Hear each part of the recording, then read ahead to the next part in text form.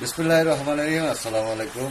এটা এক সময় আমাদের দাদিরা পাকাইতে তারপর দেখতাম। তো এটার নাম হচ্ছে যতবার আমি রাজকচু হিসেবে বললাম, তো এটা কি বড় কচু হিসেবে মনে হয় এলাকা ভিত্তিক আঞ্চলিক ভিত্তিক জানে।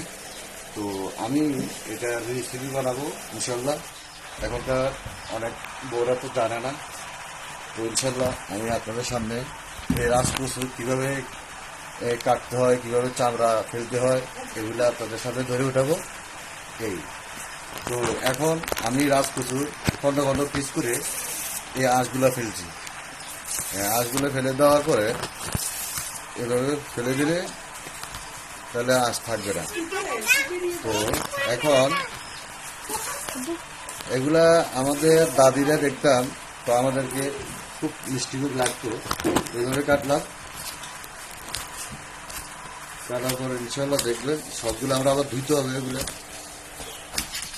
দেওয়ার পরে ইনশাল্লাহ তো এই হলো কাটিং আমি আরো করবো।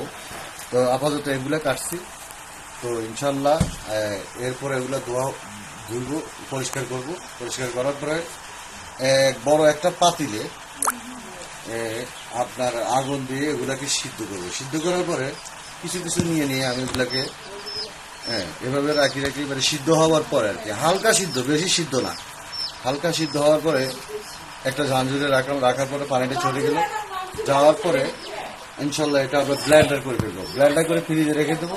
যেদিন আমরা ফ্রাই করবো সেদিন আপনাদেরকে আরেকটা ভিডিও দেখাবো। ধন্যবাদ। সাথে থাকবেন, ভালো থাকবেন, সুস্থ থাকবেন এবং শাক সবজি ফলমূল বেশি খাবেন।